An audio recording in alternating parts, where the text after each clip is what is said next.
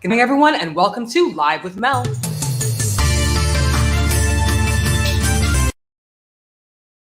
This episode is brought to you by Yellow Cab Company of DC. If you're looking to avoid rideshare prices, then check out the Yellow Cab Company of DC when you are in the nation's capital. President Joe Biden will deliver the State of the Union speech this evening. Now, this speech was initially going to focus on domestic issues in the United States. Now, while many Americans do want to hear what Biden is going to do moving forward about the economy and other domestic issues, the war in Europe has changed what the speech is going to focus on. Now, while President Biden will continue for part of his speech to focus on moving the American people past the pandemic and also the economy, a good portion of the State of the Union address will focus on the war efforts in Europe. As we all know, Russia has invaded Ukraine. And Biden, it looks as though Biden is going to essentially take credit for the unified efforts against Russia. Now, over the past several days and past several weeks, the United States has launched a series of sanctions against Russia. And while bipartisan, both parties are happy that the United States is taking some kind of stand against Russia, there are people on both sides of the aisle who believe that President Biden has not done enough against Russia, but also that he didn't act quick enough. However, in this State of the Union address, we will see Biden speak about how the United States has handled the war in Europe prior to Russia invading, and now since we're seeing all-out war. We're also probably going to see President Biden speak about what the United States is going to do next. Now, the American people, for the most part, really are worried about entering into a war. At this time, the United States has stayed out of the war with boots on ground, but instead is providing Ukraine with lethal aid, financial aid, with putting sanctions on Russia. But many Americans are afraid that we're going to enter into a global conflict. And this will be President Biden's attempt to tell the American people what is happening with the United States and their position with the Russian-Ukraine war. Now, while a good portion of the State of the Union will address the war in Russia, it's going to address a lot of other domestic issues as well. But before we dive in and talk about some of the domestic issues, the State of the Union itself is going to look different than what many people expected. One thing that many people may be shocked about is how President Biden is actually going to deliver the speech. It's been being reported by the White House that President Biden will not wear a mask during the speech. Now, we know the American population has been very divided when it comes to COVID-19, to vaccine mandates, and to mask mandates. Over this past winter, we saw that restrictions were put back in place because of the rise of the Omicron variant. And again, Americans were divided about how to deal with this situation.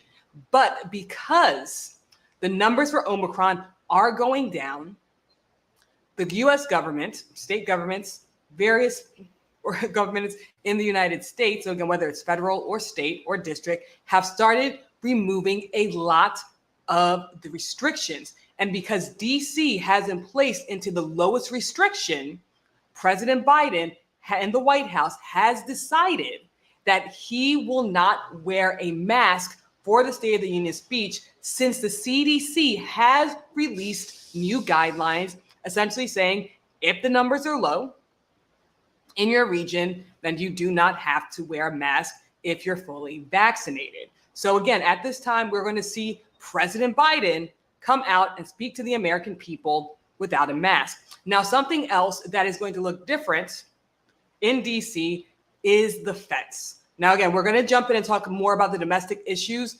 but before we do that, we are going to talk about the protests that are also coming to DC because of the convoys. Now, the convoys are coming into DC to protest the mask mandates and the vaccine mandates. And many of the convoys, not the largest convoy, not the People's Convoy, but many of the other smaller convoys will be in the DC area in time for the State of the Union address. And because the smaller convoys will be making their way to the DC area in time for the State of the Address, DC has decided to put the fence back up around the Capitol building. Now, if you remember, back to the January 6th insurrection, after the insurrection, the fence was installed in order to keep the building safe, in order to keep the politicians safe. It was removed, but with the protesters now coming back in to the city or around the city, the government has decided to put the fence back up specifically for the State of the Union, but also for the next several days to weeks until the protesters leave. Now, many people wanted to see the People's Convoy come in time for the State of the Union. However, they will not make it in time, but the smaller convoys are in DC. There are convoys already making their way, and the government essentially wants to ensure that there's no issues during the State of the Union. But let's go ahead and go to the comments. So let's see. So Wade says, Putin, go fuck yourself. Sincerely, everyone in the world. Wade says, Biden, go fuck yourself. Sincerely, half of everyone in the world. Jeffrey says, the sanctions are going to harm, damage America and Europe much, much more than they will damage Russia. For the last decade, Russia has been making itself more and more sanction-proof. Russia has China as its best friend. So speaking to Jeffrey's comments about the sanctions, because President Biden will be addressing the sanctions in his State of the Union speech. Again, initially the speech was going to focus on domestic issues because Americans have a lot of questions when it comes to domestic issues with COVID, with the economy, with unemployment, with more specifically inflation. However, going to Jeffrey's comment about the sanctions, right now we're seeing the sanctions are hurting Russia more than it's hurting anyone else. We're also seeing nations that have been neutral for the past 500 years putting sanctions in place. So at the end of the day, Jeffrey, I'm going to disagree with you there and basically say the sanctions are going to hurt Russia more than it's going to hurt the United States or Europe. Joanna says, I guess by him deciding not to wear a mask is showing the American people we are heading back to a normal way of life. And again, I think that is what he's trying to show by doing this. Again, he is following the CDC recommendation. Since the CDC released new guidelines, President Biden will not be donning the mask tonight for the State of the Union, but he's essentially going to be saying, I am following the science. And the CDC right now is recommending that if you're fully vaccinated in an area where there's low COVID, then you do not need to wear a mask. And that is exactly what President Biden is showing. I think, and I agree with Joanna here, that he's trying to show the American people that we are heading back to a normal way of life. Wade says, sure has nothing to do with the last time where he pulled his mask off in the interview and said it's dumb to wear this thing, laugh my ass off. I don't think that's what it is, Wade. Honestly, I think the federal government is just following the numbers. When the numbers go up, they wear a mask. When the numbers go down, they take the mask off. So I do think that's what President Biden is doing, what the federal government is doing, and what a lot of state governments are doing as well. The numbers are going down, so the mask comes off. And again, we're going to see President Biden without the mask following the new CDC guidelines. So again, no mask for President Biden this evening. Now, one of the things that people really are going to want to hear from President Biden is how he is going to deal with the economy. Now, at the moment, President Biden has an extremely low rating. people do not like the way that he is dealing with the economy. As we've seen for the past several months, inflation is at an all-time high. Inflation is at the highest it's been in decades. And many Americans are struggling to pay rent, struggling to get food on the table, struggling just to make ends meet. While other points of the economy do look strong, like, for instance, unemployment going down, many people are focused on other parts of the economy that's affecting their day-to-day life. And inflation seems to be the biggest thing. So Biden will have a lot to answer for this evening to show how he's going to help the American people bring down inflation. Now, inflation is up for several different reasons. Specifically, COVID-19 did have a lot to do with inflation. The breakdown of the supply chain has a lot to do with inflation. But at this moment in time, many Americans do not care why inflation is so high. They just want to see the government deal with it, handle it, and bring inflation down so that they're able to afford groceries, that they're able to pay rent, that they're able to keep the lights on. With the rise of inflation, many Americans are suffering. And inflation seems to be the thing that is really being the thorn in Biden's side. It's one of the main reasons why his ratings are so low at the moment. Again, there are other factors in the economy that are going up. We're seeing other parts of the economy doing well. However, everyday Americans, soul of the earth Americans, are not seeing that economic growth because inflation is so high. So he has a lot to answer for when it comes to inflation. Now, again, he's going to try and take some wins as well. He's going to try and say that the economic growth within the country is due to his policies. And some of them are due to his policies. We have seen unemployment go down tremendously. We're seeing a lot of other metrics go up as well. But the economy is going to be a big, big sticking point. Now, President plans to, and this is coming from the White House, President Biden plans to argue that his administration has helped the economy achieve its fastest job growth in American history and the fastest economic growth in 40 years. Now, this comes from a senior administration official from the White House. Now, while many people are saying that, yes, this has been the fastest job growth in American history and the fastest economic growth in 40 years, it was bound to happen. With a lot of the restrictions being pulled back because of COVID, with people going back to work, with places opening up again, it was inevitable for the economy to grow. Now, the rate of which it grows is definitely something that Biden can take credit for. Again, it is the fastest job growth in American history and the fastest economic growth in the past 40 years. However, the economy was going to grow once restrictions were lifted regardless.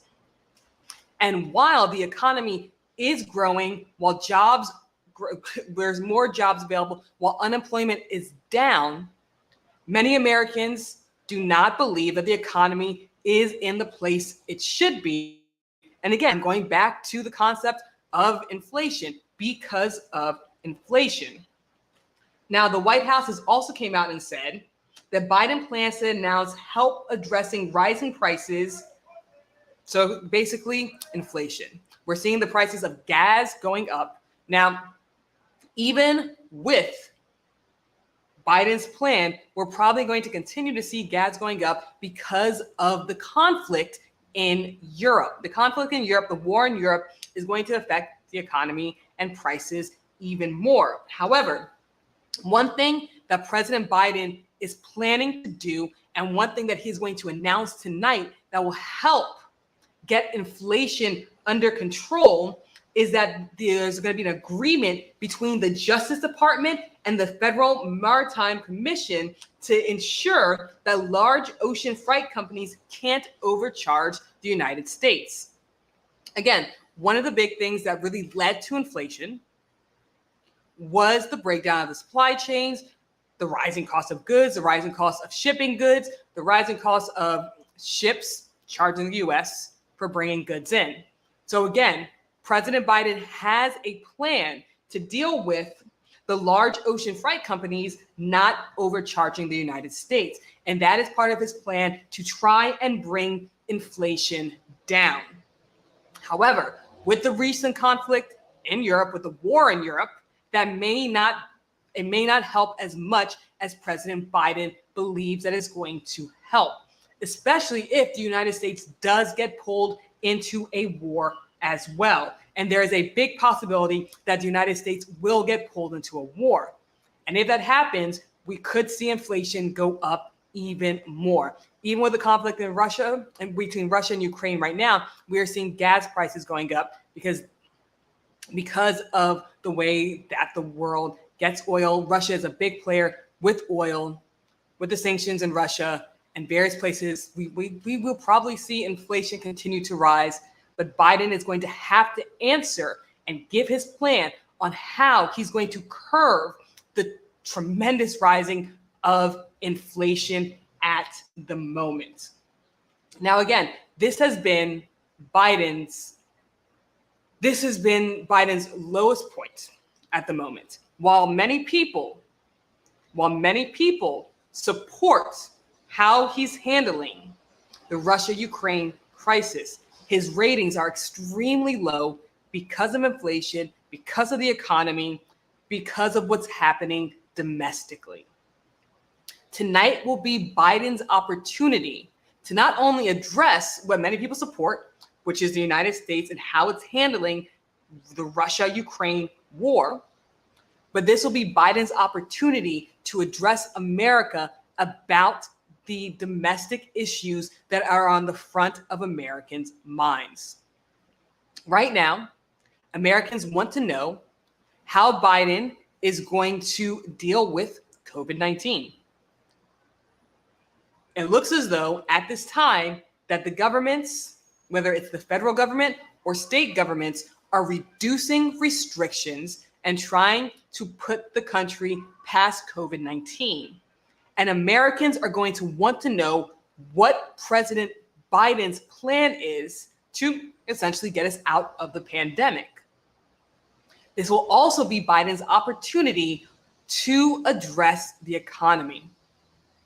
What he is going to do to continue to have a good rate of job growth, what he's going to do to continue to grow the economy, and what he's going to do to combat the rising inflation that we are seeing that are affecting everyday Americans.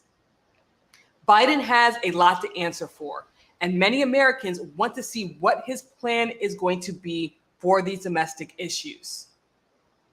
Now, again, domestic issues are going to be important, but foreign issues are going to be important as well, especially with the war breaking out in Europe. Now, not only have Americans been weighing in about what they want to hear from Biden in his State of the Union address, even foreign presidents are weighing in as well. Ukrainian President Zelensky has weighed in. He wants to hear certain things from Biden in his speech. Ukrainian President Zelensky has urged the U.S. to give a strong and useful message about Russia's invasion of Ukraine at his State of the Union speech this evening. So even the Ukrainian president is looking to Biden to address international issues in his State of the Union speech tonight. The American people, even the international community, are looking to Biden for tonight's speech, and he has a lot to answer for. And let's go ahead and go to the comments. So Joanna says, President Biden has a lot on his plate with the State of the Union.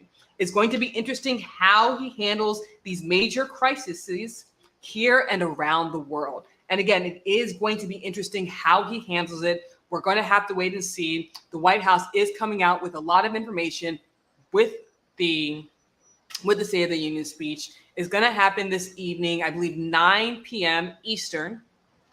So we're just going to have to wait and see how President Biden answers the American people when it comes to the war in Europe and domestic issues such as COVID-19, the economy, and specifically inflation. So I will keep you guys updated about the State of the Union. Again, it happens tonight. President Biden has a lot to answer for, especially since his ratings are so low at the moment. My name is Mel. I come live every single Monday through Wednesday to bring you guys current event and let you know what's happening across the globe and right here in this great nation. Tune in tonight for the Power Hour panel, where we're going to dive into more issues. We're going to talk specifically about the State of the Union address. We're also going to talk about the war in Europe as well and the People's Convoy. So guys, thank you so much for tuning in. I'll see you tonight. Have a great day, everybody.